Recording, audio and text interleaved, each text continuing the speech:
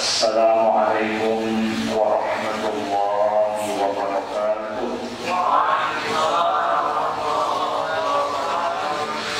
Alhamdulillah rabbil alamin alladzi an'ama 'alaina bi ni'matil iman wal islam wal ihsan. Wassalatu wassalamu ala sayyidil mursalin wa ala alihi wa sahbihi ajma'in. Amma ba'du, qala Allah ta'ala fil Qur'anil Karim. Bismillahirrahmanirrahim. Rabbi awzi'ni an ashkura ni'mataka allati an'amta 'alayya wa 'ala walidayya wa an a'mala salihan tardah wa aslih li fi dhurriyyati inni tubtu ilayka wa inni minal muslimin. Sallallahu alaihi. Yang sama kita hormati dan kita muliakan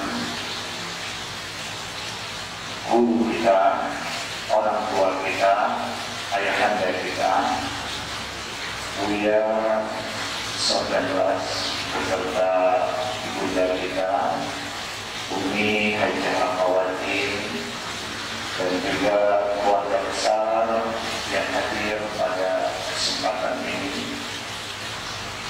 Yang saya hormati Bapak dan Ibu, para pendidik, para guru bangsa yang dengan niat ikhlas senantiasa mengajar, mendidik dan membimbing generasi bangsa, dan pada saatnya mereka akan menjadi zuriatan thayyibatan yang merupakan doa Nabi Zakaria alaihissalam. Rabbi habli min ladunka zuriyatan thayyibatan innaka sami'ud du'a. Ya Tuhanku, anugerahkanlah kepadaku generasi-generasi yang terbaik, generasi yang sehat jasmani dan rohani, generasi-generasi yang taat kepada Allah, generasi yang membawa kebaikan dan manfaat dunia untuk kehidupan akhirat. Insya Allah para generasi bangsa kita yang dididik di Yayasan Pendidikan Sofietul Amaliyah, insya Allah akan menjadi zuriatan thayyibatan, generasi emas yang dibanggakan dan diridhoi Allah Subhanahu wa taala. Amin ya rabbal alamin. Buya dan Bumi yang kami muliakan, Bapak Ibu, para jamaah, para pendidik yang dirahmati Allah Subhanahu wa taala, di pagi Jumat yang penuh dengan keberkahan ini, kita hadir di Masjid Ar-Rawdah dalam rangka syukuran 23 tahun, insya Allah 20 Desember 2020 akan datang, milad ke-23 Yayasan Pendidikan Sofietul Amaliyah. Dan pagi hari ini, sebagai tanda cinta dan bakti, Buya Sofyan juga melaksanakan ziarah di makam ibunda tercinta. Saya teringat satu kata-kata yang penuh dengan hikmah. Kata-kata itu kedengarannya sederhana, tetapi sangat dalam pesan yang ada di dalam kalimat itu. Kasih sayang ibu membawa ke surga. Kasih sayang ayah tiada penghujungnya. Kita dibesarkan dari sebesar telapak tangan, maka ayah dan ibu jangan pernah terlupa untayan mutiara yang dipersembahkan, istana megah yang dibangunkan, itu pun belum cukup membalas jasa ayah dan ibu. Karena kasih sayang mereka berdua tiada batas dan tiada berhenti. Kata-kata hikmah itu menyadarkan betapa sebenarnya kedua orang tua adalah raja dan ratu dalam kehidupan kita. Tadi saya mengutip salah satu doa Nabi Sulaiman alaihissalam. Nabi Sulaiman alaihissalam ini nabi yang paling kaya. Istananya pun berlapiskan emas, bahkan mampu berdialog dengan jin, bahkan dengan hewan. Semut kecil pun sangat menghormati Nabi Sulaiman alaihissalam.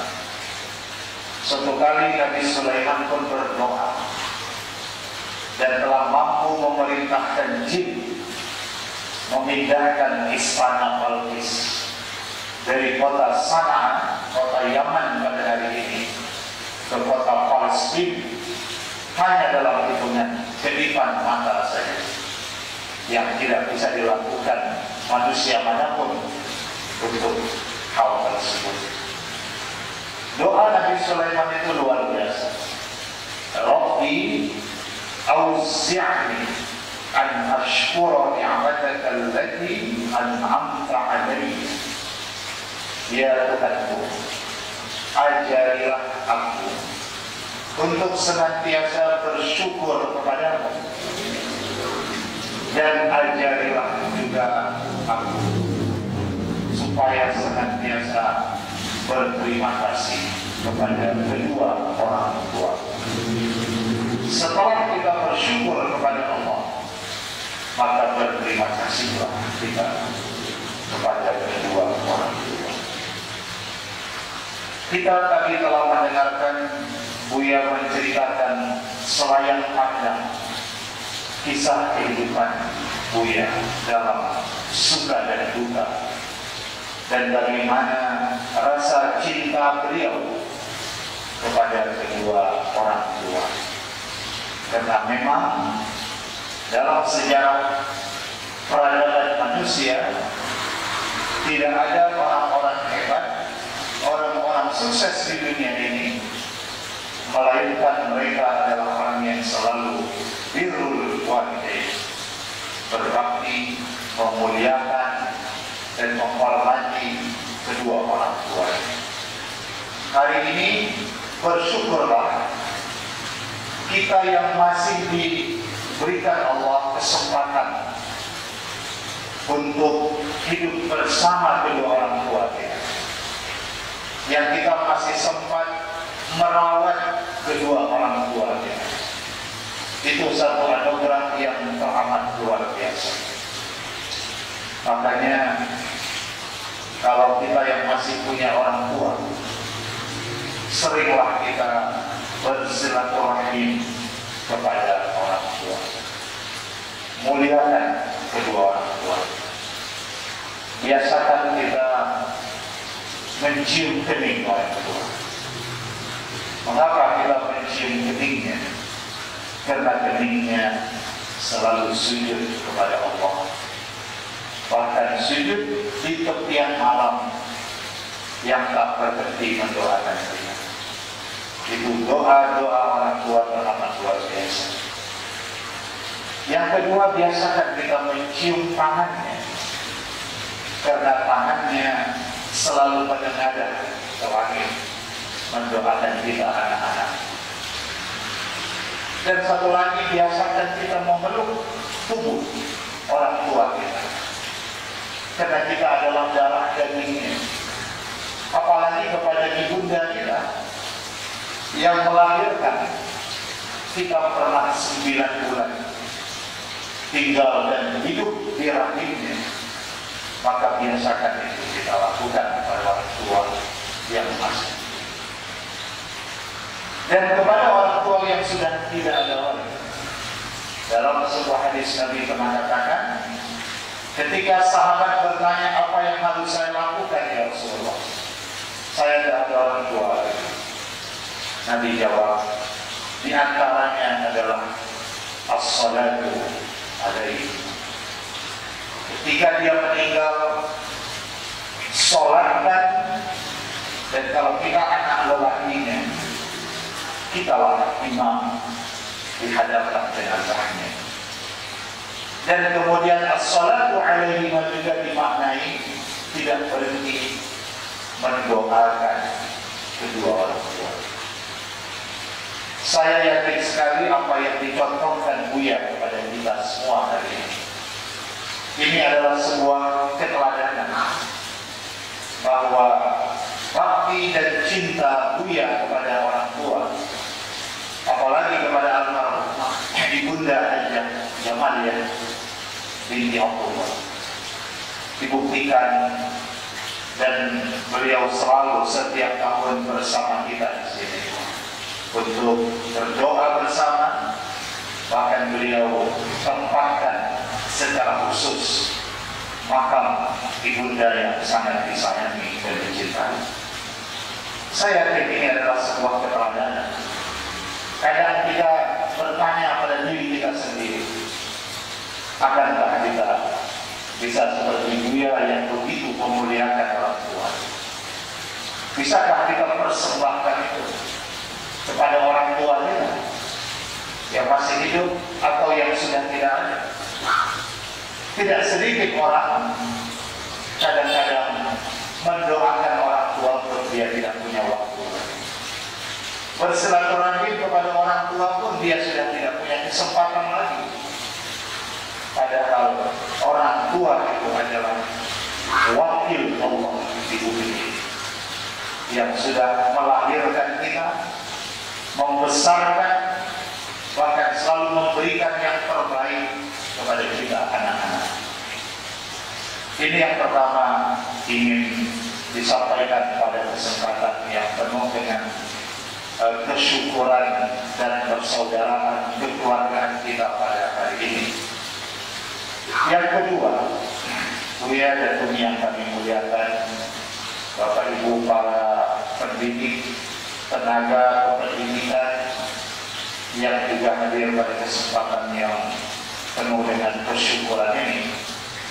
Tadi juga Buya sudah menyinggung itu bahwa saat ini kita masih berada dalam pandemi COVID-19, dan pandemi ini sudah banyak membawa perubahan pada kehidupan kita. Apalagi kita dalam dunia pendidikan, mau tidak mau, siap atau tidak, kita sedang dihadapkan kepada cyber education, cyber teaching. Kita sedang mengajar lewat internet, kita sedang online dengan para generasi emas kita pada saat ini. Mau tidak mau, itu yang sedang kita jalani dan kita hadapi sebagai perubahan yang terjadi akibat pandemi COVID-19 pada saat ini. Saya ingin sampaikan bahwa sebagai orang-orang yang beriman, kita sangat yakin bahwa yang terjadi pada hari ini adalah sebagai musibah yang kita hadapi. Dan ketika ini masuk ke dalam wilayah musibah, maka musibah itu terjadi karena dua. Yang pertama, faktor insannya. Di sini ada kesalahan pada manusia. Di sini ada perilaku-perilaku yang sudah mendatangkan kemarahan dari Allah. Bisa itu kesombongan, ketakaburan, atau kezaliman yang sudah tidak terbendung lagi pada hari ini, sehingga keadilan itu sudah tidak terlihat lagi, sehingga datanglah musibah karena faktor perbuatan manusia. Dan itu disebut dalam Quran surah Asy-Syura ayat 30. Wa ma asabakum min musibatin fabima kasabat aydikum wa ya'fu an katsir. Tidak ada musibah yang terjadi itu kecuali itu karena perbuatan kalian sendiri. Itu dikatakan Allah dalam Al-Quran. Bahkan dalam teori konspirasi, berbagai pengamatan dan pandangan, pandemi ini terjadi kan karena 3. Kalau kita lihat dari faktor insaniahnya, ada kebocoran senjata biologis di Wuhan, sehingga awal mula munculnya adalah di Wuhan, karena disengaja untuk menyerang dunia. Karena hari ini kita lihat yang merasakan itu tidak 1-2 negara, lebih 200 negara di dunia. Yang ketiga, ini teori konspirasi yang saya pikir perlu pengkajian lebih mendalam. Ini disengaja mengurangi populasi penduduk bumi, karena dikhawatirkan terjadi krisis demografi akibat penduduk bumi yang sudah mencapai hari ini data kependudukan dunia 7, sekian miliar. Ini telah terjadi kepadatan yang luar biasa, sehingga untuk mengurangi itu terjadilah pandemi. Untuk mengurangi penduduk bumi yang idealnya adalah 3 miliar sekian, tapi hari ini percepatan 2 kali. 3 hal terakhir itu adalah teori konspirasi, pengamatan dan pandangan. Kita tidak bahas itu. Tapi yang pertama, bahwa hampir 10 bulan ini kita dihadapkan pada musibah yang sangat besar melanda kehidupan kita, dan itu membawa pergeseran, membawa perubahan, dan banyak hal lain yang terjadi. Bahkan mau tidak mau kali ini kita harus pakai masker. Ini pakai masker kan banyak filosofisnya, supaya kita mungkin lebih bisa jamu jaga mulut. Nah, kita tidak lagi bicara sembarangan. Bagi wanita ini penghematan, tidak lagi perlu banyak menggunakan alat-alat kosmetika. Ya, penghematan secara ekonomi dan banyak hal lain yang saya pikir bermanfaat. Dan supaya kita lebih banyak berpuasa, mungkin kita belajar dari Buya juga, beliau luar biasa, yang tetap istiqomah, Senin, Kamis bisa berpuasa. Beliau kalau sudah jam 1 dini hari ke atas, itu sudah ngajak semua orang untuk bangun di bagian malam. Saya pikir apa yang Buya lakukan itu hal yang luar biasa ya. Dan itu pasti dirindukan. Mungkin kalau 1-2 malam tidak ada berita dari Buya, hari kita sholat tahajud, saya yakin orang kehilangan. Mana ini Buya yang biasa mengingatkan kita untuk sholat di tepian malam. Dan satu kelebihan beliau orang yang selalu mengapresiasi orang lain dan biasa bisa menghafal nama-nama orang lain, menyampaikan tanda terima kasih beliau setiap beliau menyampaikan sapaan. Nah, kita tentu yang masih generasi kita ini mungkin generasi milenial, kita mungkin sebagian adalah generasi Y atau generasi Z, atau belakangan kita mungkin generasi Alpha yang masih dalam penelitian. Kalau Buya dan Umi mungkin generasi baby boomer ya. Nah, generasi di atas kita yang masih hobi main golf, yang masih suka baca surat kabar, kan itu generasi baby boomer. Nah, kalau kita mungkin sudah online semuanya hari ini, tidak lagi seperti itu ya. Bapak Ibu yang saya muliakan, saya ingin sampaikan dalam suasana seperti ini sebagai kajian terakhir dari saya, ada 4 hal yang mudah-mudahan menginspirasi kita, terutama menghadapi pandemi COVID-19 ini di tengah era perubahan yang luar biasa.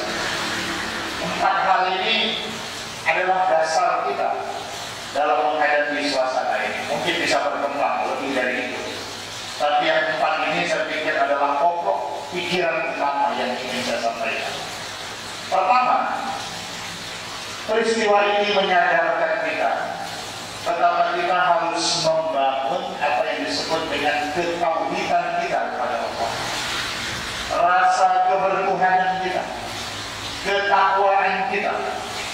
Ini yang pertama sekali harus kita bangun pada diri kita.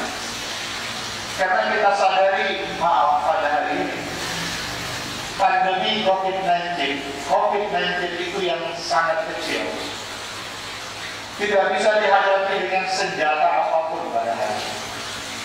Mau senjata paling canggih apapun yang dimiliki bangsa-bangsa hebat di dunia ini tidak bisa.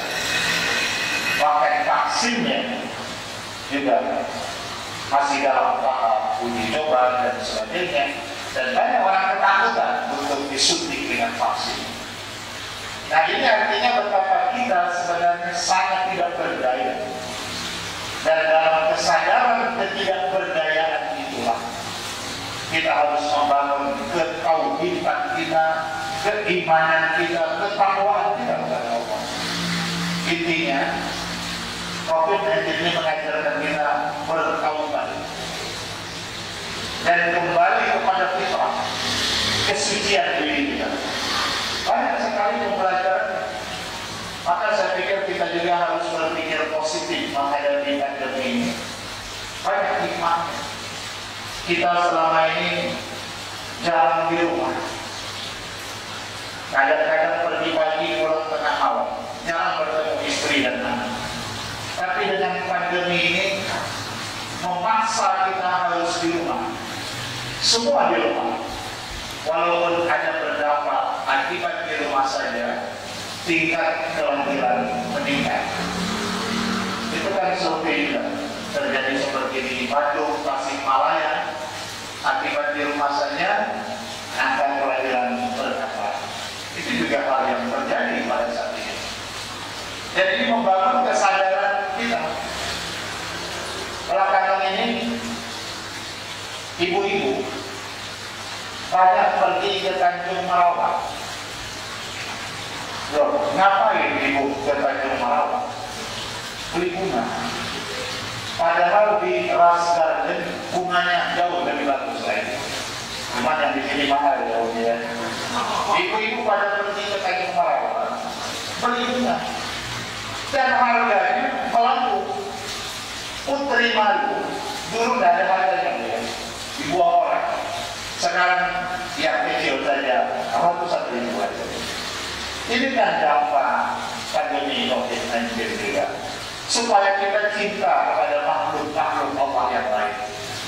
Bahkan hari ini klinik-klinik hewan mengalami peningkatan pasien hewan, terutama kucing Himalaya, Angora, dan Persia.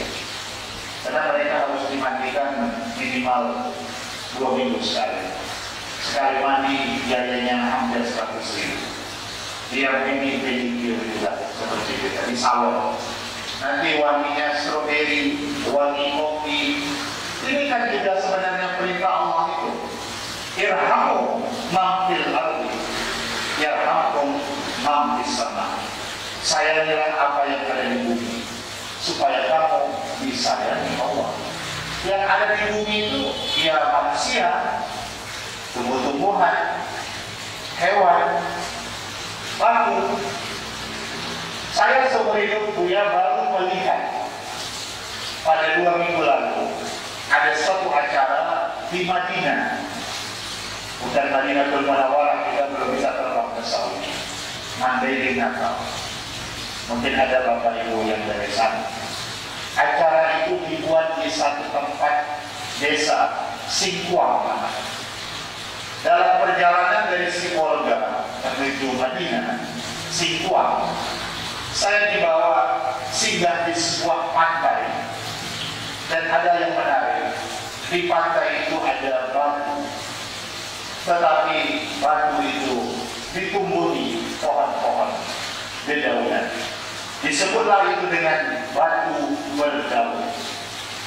Nah, mungkin nanti kalau sudah stabil, normal, kita dari Yayasan Pendidikan Sopir Remaja perlu rekreasi ke tempat itu. Setuju Bapak ya? Ya. Tapi jangan lupa, saya diikutkan dalam perjalanan bersama Buya dan indah sekali di tepi pantai. Saya pribadi mungkin Buya tidak pernah lihat, tapi sudah pernah.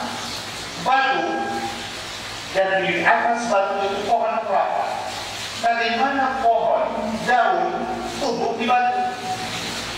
Dan itu ikon dari Madinah, di Singkawang.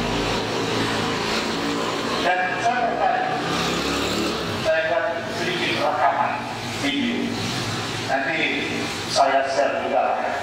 Cuma jangan lupa like dan subscribe. Nah inilah pembelajaran dari pandemi COVID-19 itu, menambah keimanan, ketauhidan, ketakwaan kita kepada Allah Subhanahu wa Ta'ala. Dan ini harus kita lakukan. Nah kalau orang tidak bertaubat dalam kondisi ini, sepertinya kita sulit. Kapan lagi dia harus bertaubat kepada Allah Subhanahu wa Ta'ala? Dan manifestasi orang bertauhid salah satunya adalah banyak-banyak berdoa. La yaruddul qada illa doa. Tidak ada yang akan merubah ketentuan ini kecuali doa-doa.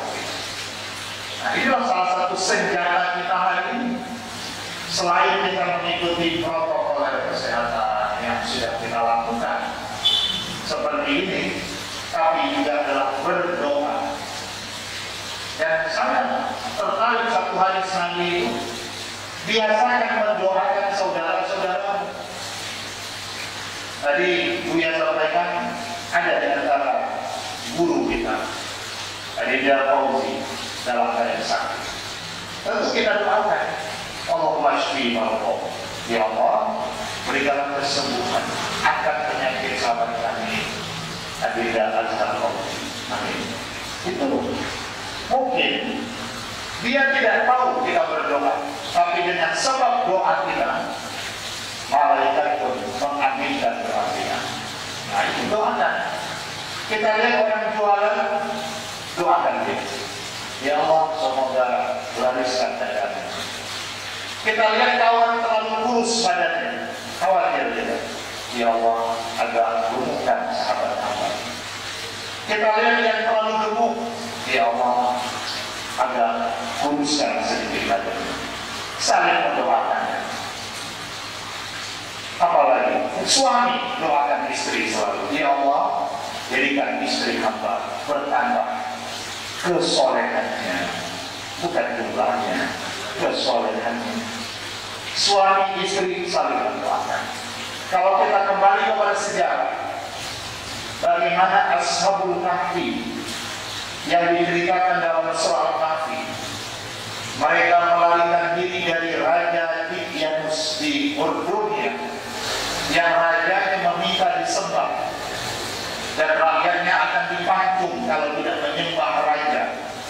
Tapi 7 pemuda itu tidak mau. Mereka lari bersembunyi dalam sebuah gua. Yang gua itu ada di kota Jordan. Mungkin Buya dan Bumi sudah sampai ke sana. Nanti suatu saat kalau Buya dan Bumi pergi, ajaklah yang lain pergi bersama. Dan jangan lupa, saya juga ikut dalam perjalanan itu. Sudah 2 perjalanan dalam catatan ya. Madinah sampai ke Jordan, sudah jauh ini perjalanan kita. Di sana ada kubur Ashabul Kahfi. Bayangkan mereka dalam gua, tidak ada matahari, tidak ada makanan, tidak ada minuman. Tapi bagaimana mereka bisa hidup? Dan mereka berdoa. Dan doanya luar biasa dalam surah Al-Kahfi ayat 10. Rabbana atina min ladunka rahmatan wa hayyi' lana min amrina rasyada. Akhirnya Allah membuat mereka merasa ngantuk. Dan akhirnya mereka tertidur. Dan gelap gua itu.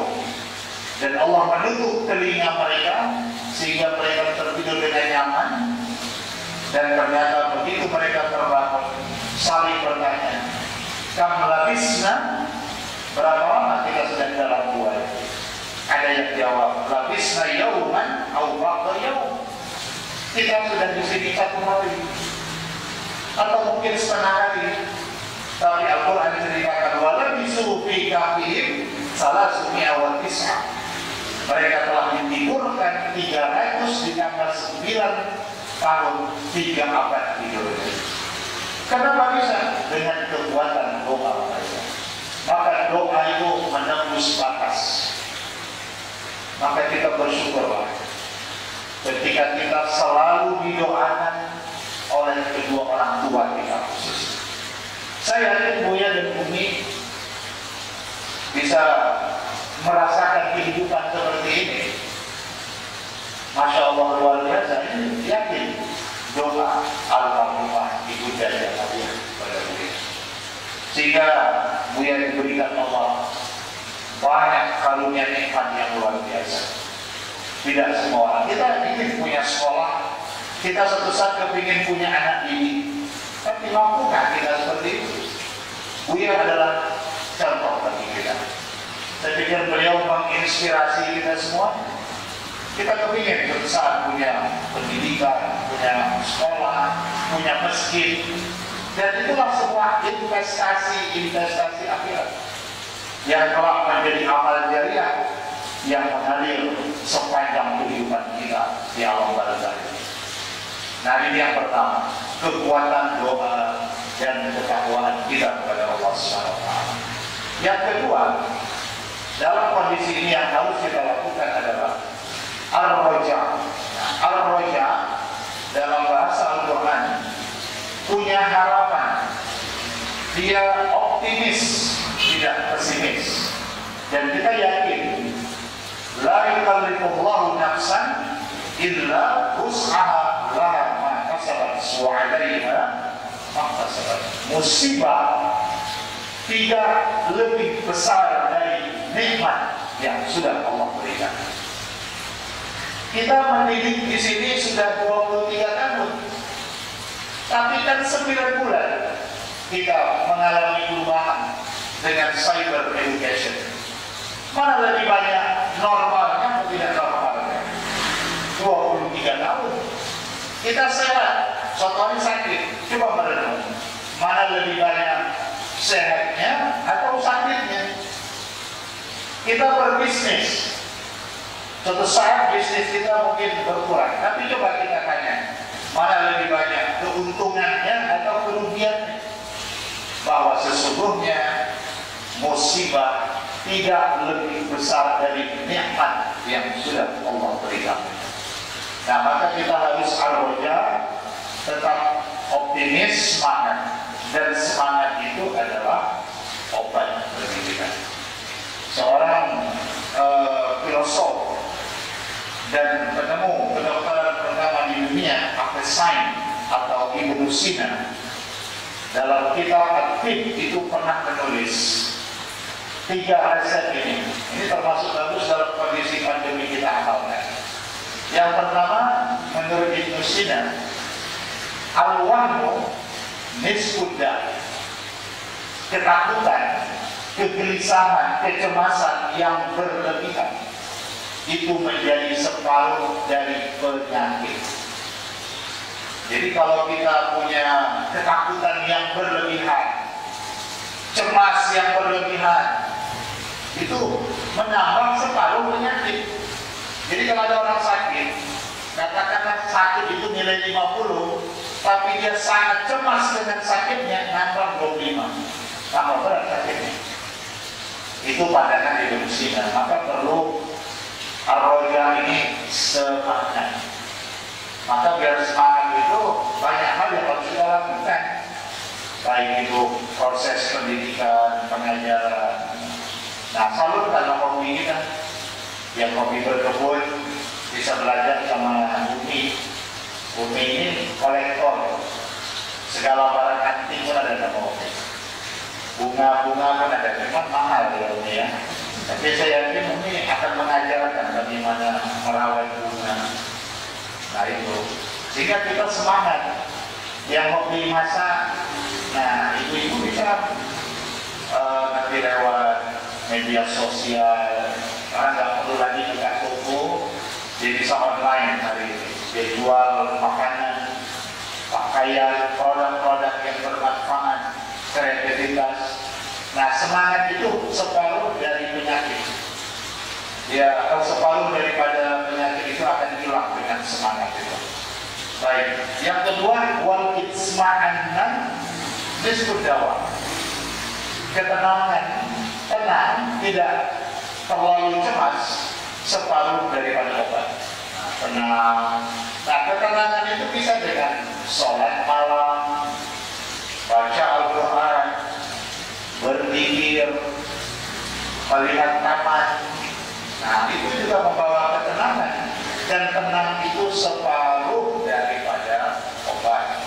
Di Eropa Barat, awal pandemi, karena waktu itu mereka banyak terpapar, ada yang lompat dari apartemen, bunuh diri. Ketakutan yang sangat berlebihan. Dia tidak ada ketenangan lagi, akhirnya membawa bencana.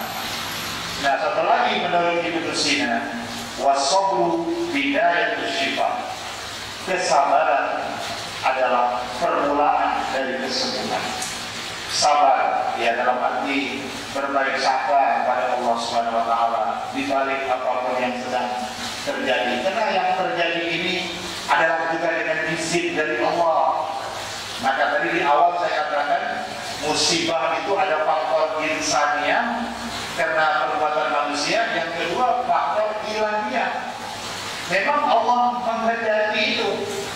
Itu disebut di surah At-Taghabun ayat 11. Ma asaba min musibatin illa biiznillah.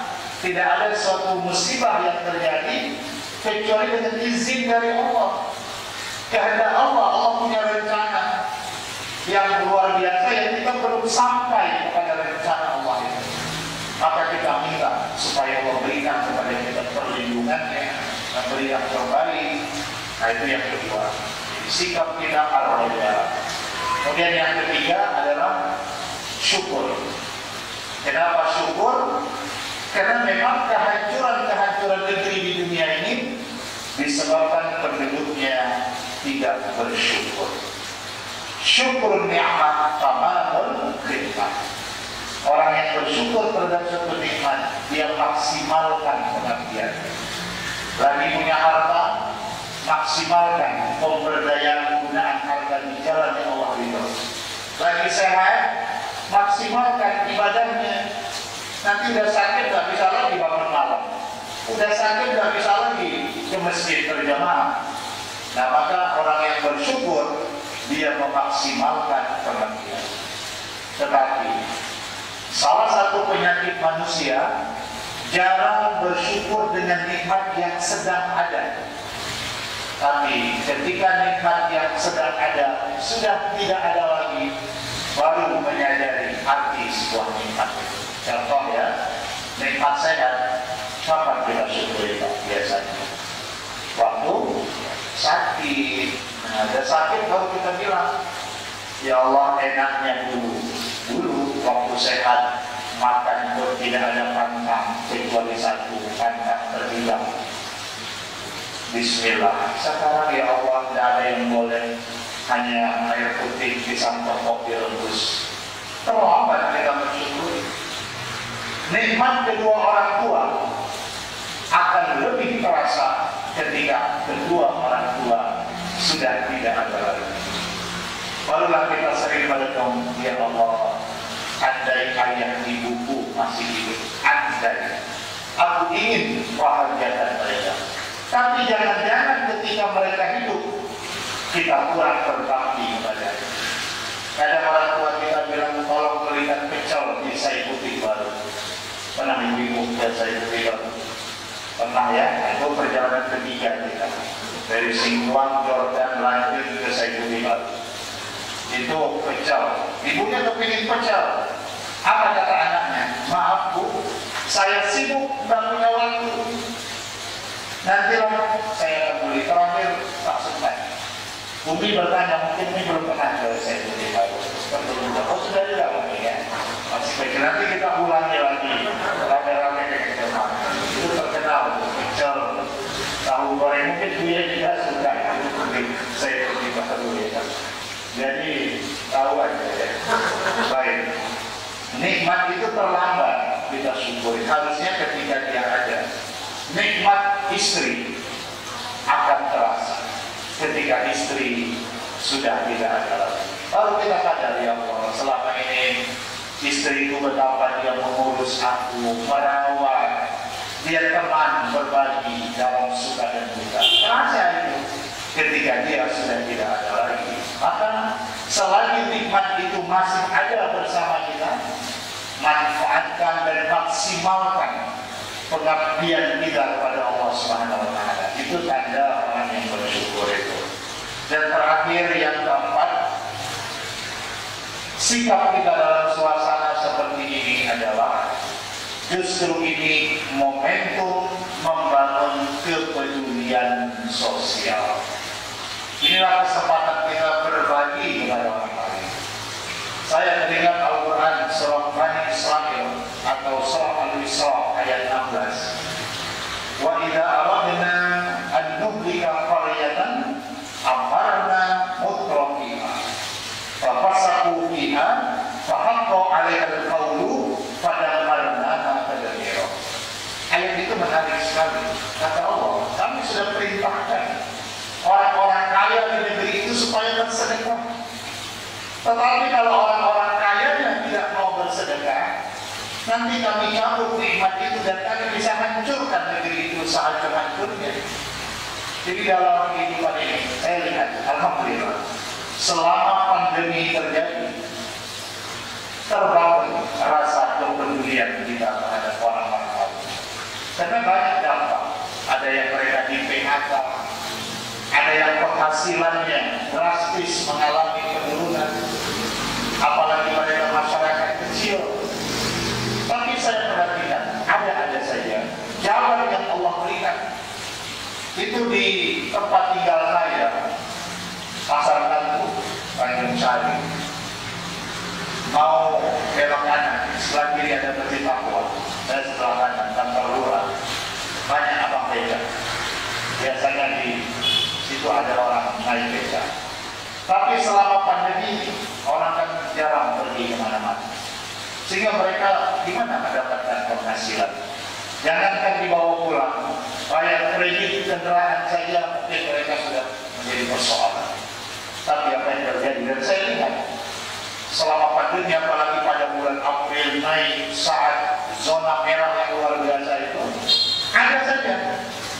Nanti jam 12 ada mobil datang, rupanya ngantarkan nasi kotak. Nanti ada lagi ngantar sembako, entah dari mana-mana. Allah gerakkan hati. Nah, inilah momentum itu. Dan itulah sebenarnya harta kita. Ketika harta yang kita miliki dinikmati orang lain, ketika harta itu berguna bagi orang lain, itulah aset kita yang abadi sesungguhnya. Yang lain tidak. Nah, saya sering tanyakan itu menurut Bapak Ibu sekalian, kalau pertanyaannya sederhana, adakah harta dibawa mati? Mungkin orang benar secara umum tidak ada. Ada. Itulah harta yang semasa hidup kita gunakan untuk kebaikan orang lain. Nah, maka hidup yang paling indah itu kalau kita bisa membahagiakan orang lain. Itu adalah kebahagiaan yang sesungguhnya. Siapa yang membahagiakan saudaranya, maka dia akan dibahagiakan Allah pada suatu saat. Siapa yang menolong saudaranya, dia juga akan ditolong Allah pada suatu saat.